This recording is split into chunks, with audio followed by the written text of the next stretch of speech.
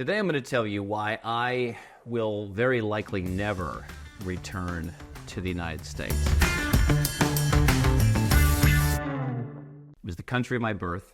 It was the country that I was last in June of 2017. I spent a week and gave up on the idea that I didn't want to go to the U.S. for as long as I was an American living overseas. I didn't even want to fly through the U.S. and have to deal with the immigration and the TSA. We'll talk about all that in a little bit. But I finally said, you know what? I ought to go see a friend or two. I got a couple things I can do, and I'll go and spend a week.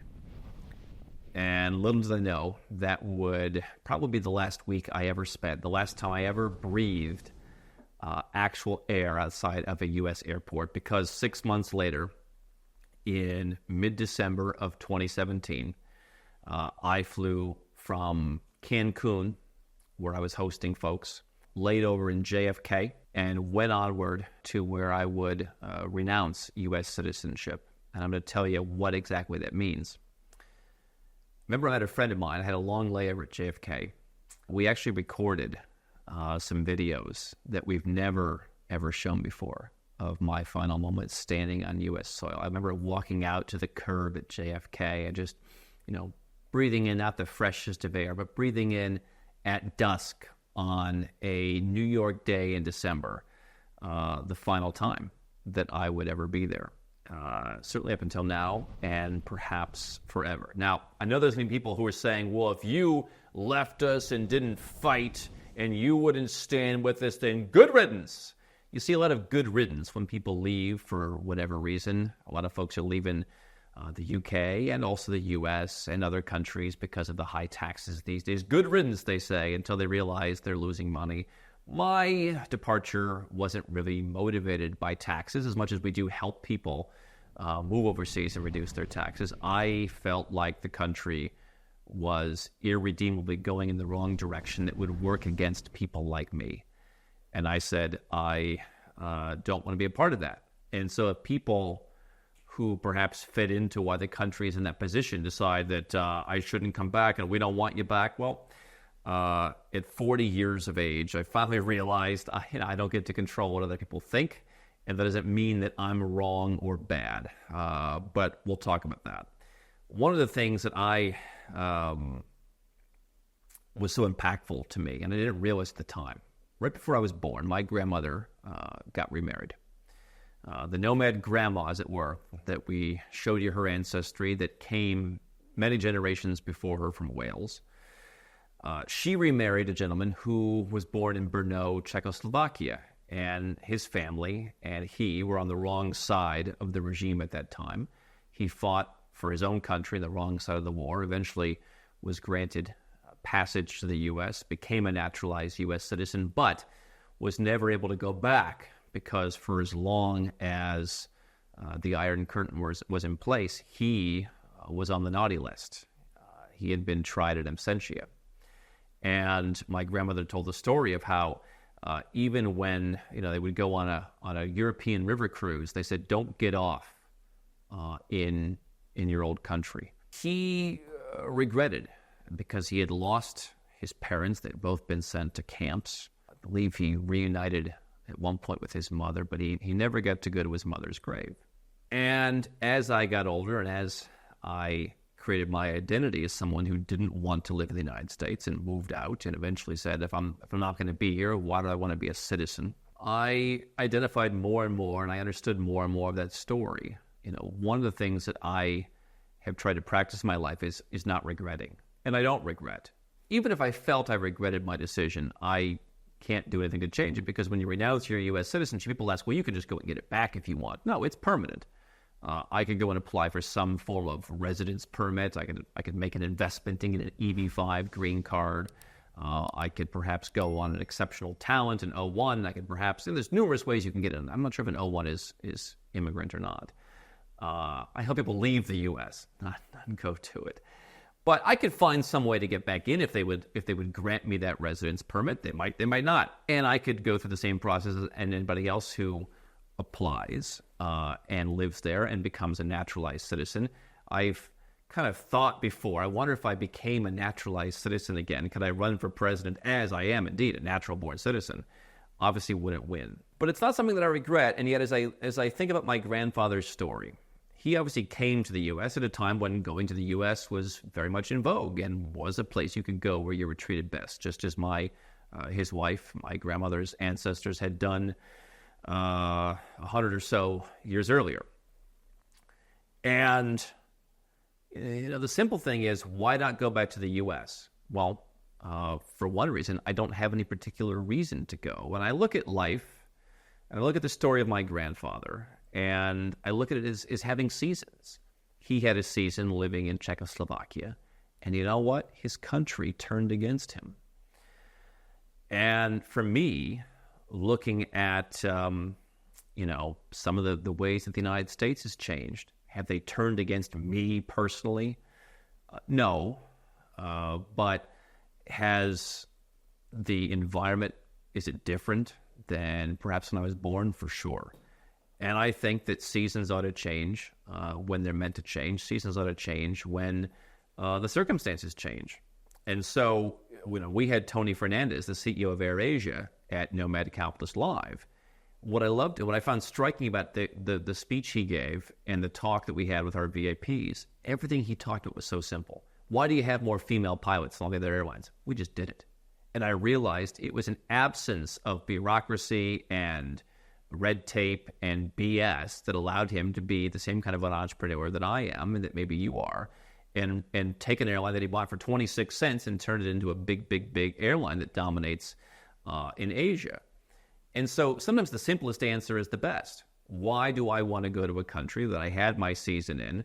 Can't say it was the best season of my life. Can't say that I particularly loved being there all the time. Forget that I thought, I'm paying too much in taxes. Just didn't feel like the place for me. So why would I want to go back? I think I flirted when I renounced with the idea of, okay, well, it's no longer my country, so I can be more at peace with them. And okay, they want to go bombing some country now. I don't agree with that, but it's not in my name. It's not my problem. I'm going to be more accepting of that. Hey, you do you, boo, and I'll be over here.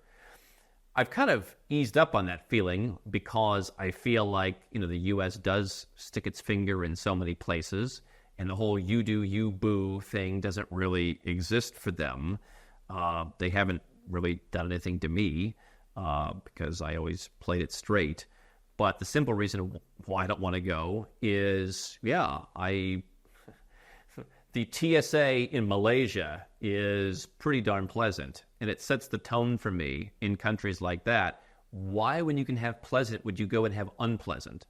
Why, when you go to countries where I'm a citizen or even just a residence permit holder and they greet you with literally loving remarks, would you want to go back to a place where when I was a citizen, they would scream at you and they would dump your bag out? And who goes to Italy for 11 days by himself?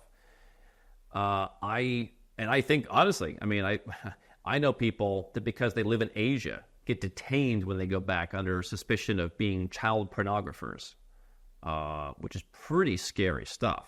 That, you live in Asia and you live a normal life, and that's their impression of you, their citizen. So there's that. I don't know what there is to do in the U.S. And I think that people in the U.S. have this idea that there's nowhere else to go. I can go to a baseball game in a handful of other countries around the world if I cared that much. But I don't care that much, so I don't. I can go to Disneyland in Paris or in Hong Kong. I don't have to go in the U.S. What are the things that you can only do in the U.S.? I've seen the stuff I wanted to see. I just, you're never going to see everything. I think people should realize whatever they think only exists in their country exists in a lot of countries. I think that's what holds people back, and that's one of the things that I've tried to tell you over the years. But that same grandma, she told me how her ancestors went to get on the ship to move to the U.S. back in, 1851. And guess what? It wasn't, oh my goodness, you're going to the United States. That's the best place to go. It was, no. What are you going for? How dare you? Please stay back. We want you so badly. You can't do that. You're making a mistake. And they said, no, we're going. And you realize that even when people were doing something that we look back now on and say, oh, wow, that's pretty impactful. Moving to the U.S., easy decision. Wasn't so easy back then. It's easy in hindsight. And people tried to talk them out of it. People tried to talk me out of renouncing. People try to say, you'll come back to the U.S. eventually, but I followed my own North Star. Now, the other issue is I've chosen to be a citizen of a handful of countries, what I call Tier B and Tier C countries. Seyfedin Ammous came to our event, Nomad Capitalist Live. He talked about how he could have become Canadian if he stayed and paid a bit more in taxes. He chose to stay Jordanian. Pretty much all my passports are better than a Jordanian passport. He said, hey, I go and I get a visa, I'm fine. Now, the U.S. has no problem with him. And so he gets a U.S. visa. My passports, I've got visa-free travel to pretty much anywhere I want to go in the world, except for the U.S., Canada, Australia, New Zealand, and a handful of like African countries that everyone needs a visa to go to, or Turkmenistan, that everyone needs a visa for. But the big ones are U.S., Canada, Australia, New Zealand. Pretty much every other country on earth I can go to. Now, I can get a visa to New Zealand. I think I applied once, and you have to send your passport off for 3 months. I said I have better things to do than that. I've been to Australia. Wasn't impressed. Sorry. Not for me. We're all allowed to have different opinions, aren't we? Been to Canada many times. Okay. Great. Been there, done that, heading in the wrong direction. And I spent, a good chunk of my life living in the U.S. So I felt, hey, I don't really care about going to these places. I got offered a speaking gig in Canada. I said, I don't want to bother. Sorry. And so if I won't go to be paid, tens of thousands of dollars, why would I care to go for free? So I have this collection of passports, and with that, I would apply for a U.S. visa. I'm sure, there's people who have committed crimes who are getting U.S. visas. But one thing is, it's pretty arbitrary. One person said, a big part of getting a U.S. visa is luck. The U.S. is infamous for having the most vague criteria for granting a visa, unlike the U.K. and European countries, which have a much more objective set of criteria. It's mostly tick the box for them. But in the U.S., a lot of discretion is given to the interviewer, and you better hope that they are in a good mood. Many people were denied simply because the embassy officer didn't like the face of the person, and you can't do anything about it. There is no appeal. In some jurisdictions, they have a predetermined secret percentage of denials, like India, Bangladesh, Pakistan, Nigeria, and actually it's more countries than that. So in these jurisdictions, you have your application already stamped denied without even hearing your case, even to millionaires. Now, do I think most millionaires can get a visa? Sure. This is not to say that if you renounce your U.S. citizenship, you won't be let back in. I think having a Tier A passport would be a better thing to do if you want to be in that camp. You know what also be good is probably not having a business that tells people what it's the truth, and I believe it. But coming out here and talking about how the U.S. is heading in the wrong direction as a sort of cottage industry probably doesn't help. Why? Because they do have discretion. I think in most countries that I would go to, I've gotten numerous residence permits, citizenships around the world. I've sometimes asked, hey, here's what I do for work. And they're like, what? Why would that matter? Do you break any laws? No. I have a clean criminal record. Okay, so what's the problem? Well, maybe subjectively they don't like it. And nobody cares here. Do you meet the criteria? Are you a good person? Da da da da. I've said there are judgmental countries and not judgmental countries. I think most countries are not judgmental. Do you tick the box? Do you have the amount of money needed to invest to get the residence permit? Do you have the clean criminal record? And I tick those boxes, but I'm not convinced, and I don't want to waste the time to keep going down to the U.S. Embassy and begging hat in hand, please give me a visa. I think it's $190 every time you go. Why would I bother to do that? Well, I don't really want to go.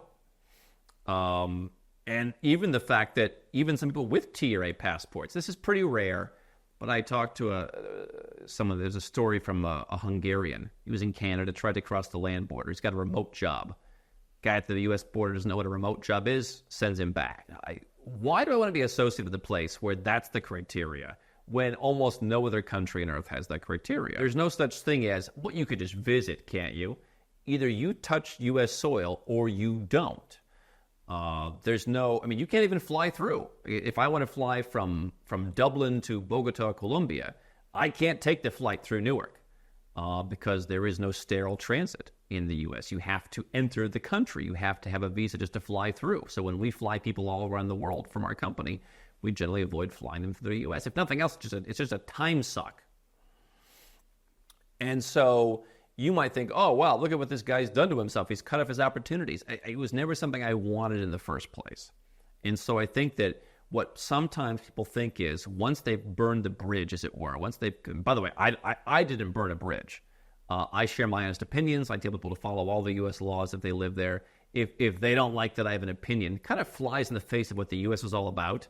If they want to hold that against me, I thought it was all about we're individualists and we have free speech and we get to speak out against the government. I guess that's kind of less of a thing these days. But, I think people tend to regret stuff, or they think they'll regret stuff once they've cut off an option. And I just don't think it's a healthy thing to do.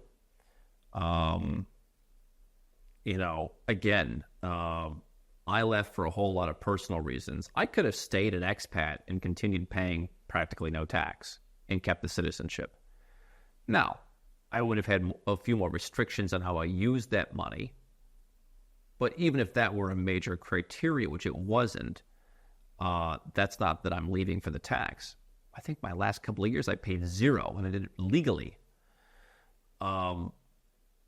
And so the idea of, if you leave for tax reasons, then, you shouldn't be allowed to come in, kind of flies in the face of the fact that if I overstayed a visa, which is supposedly the reason that one would not be granted a visa, I would become a tax resident, because U.S. B1, B2 visas are generally good for 6 months. And if you spend 6 months in the U.S., you could be sucked into the tax net. And why would you give up citizenship in a country to have all the negatives without the citizenship in the passport? So it doesn't make sense. But that's why, there's a handful of countries like the U.S. which are judgmental. And I just look at everything like a relationship. I don't give extra points to people in my family. If people in my family do stuff that's wrong, they don't get extra points towards being wrong because we share blood. And in the same way, I don't think your country should get extra points because you subscribe to something called patriotism.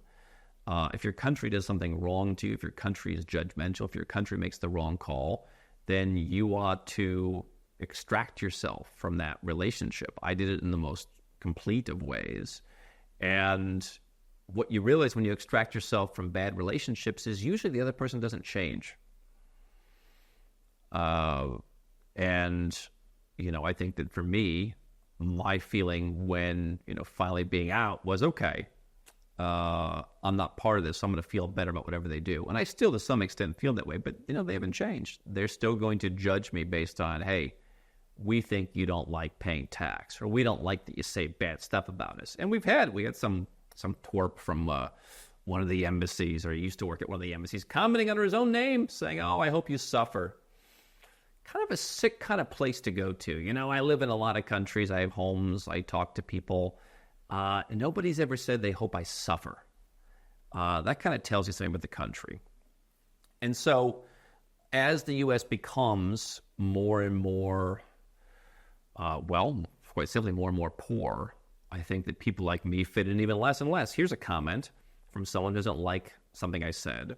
How many people are sitting around drinking their coffee this beautiful morning, having the cash to run out and buy a place at Vanuatu? Not the majority by any means. And how many Americans want to run like scared chickens while a nemesis like Russia or China nuke our country? By the way, I don't know about you. If someone's going to nuke your country and you have the chance to run, I don't know, I would get out. I would escape the blast radius.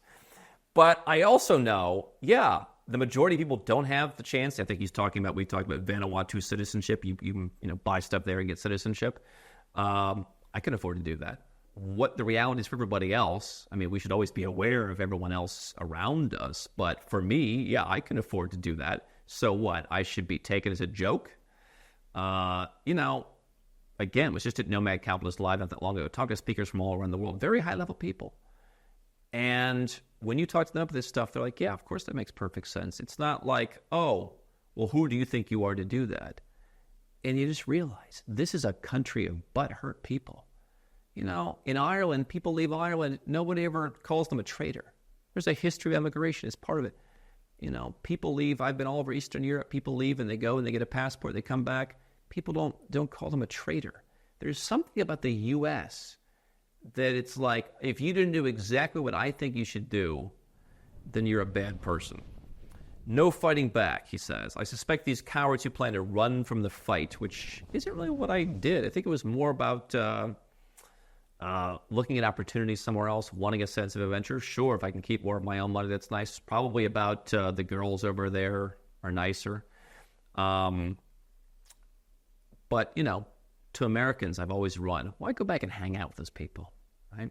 I hang out with Americans who have like mind with me, people who are like our clients, but most are not. Why go back to an entire country, these people who think that I'm a coward and who assumes I must have voted for Biden, wasn't a Citizen 2 vote. So be gone with you. I'm staying and defending my country to whatever I can. Whereas I've chosen to have a good life and have my values and have the biggest impact by not being suffocated by that system. So why go back and remind myself? Maybe the U.S. is a lot less individualistic than it wants to think when you're supposed to agree with what this person says is the majority.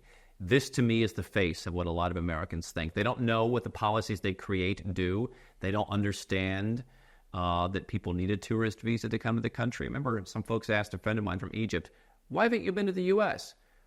These are people who voted to keep everyone from the S-hole countries out. That's what they supported. And then they're like, why doesn't a single woman from Egypt, who's like statistically the biggest visa overstay risk, why wouldn't she be allowed to come to the country? People make these policies. They support these things. They don't even know what it's about. At least in some other countries, people have some idea like what their politicians are doing. But what I also find interesting is, you know, people say, oh, you abandoned the country. How many of these people move from Wisconsin to Florida to save a few points on taxes or for better weather? They abandoned their people, but it's okay because they just went to Florida and not Uruguay. So, you know, bottom line is there's just not enough in the U.S. for me to want to go back. And that's not me saying I hate the country. It's not me saying I wish anyone ill.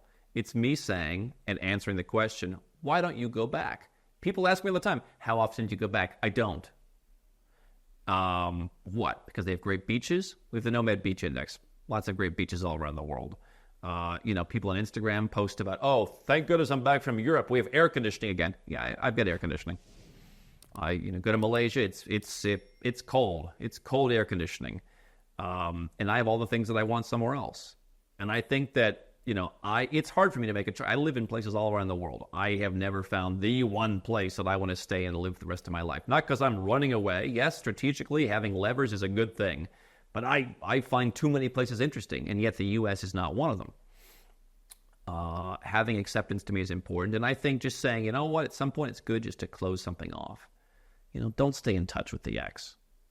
End the relationship. End it on the best terms possible. If they want to think you're a bad person, let them go off and do what they're going to do, but you do what you're going to do. I don't regret, and I think sometimes moving forward is the best thing. Cutting off an option, as much as I like collecting options, if you have the chance to cut one off, I think it's a good thing. And it is for that reason that I don't go back and don't expect to go back. Could I always change my mind?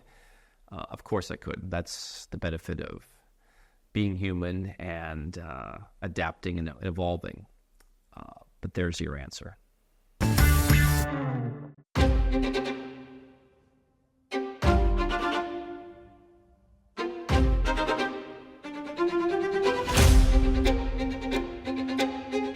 This is Kuala Lumpur.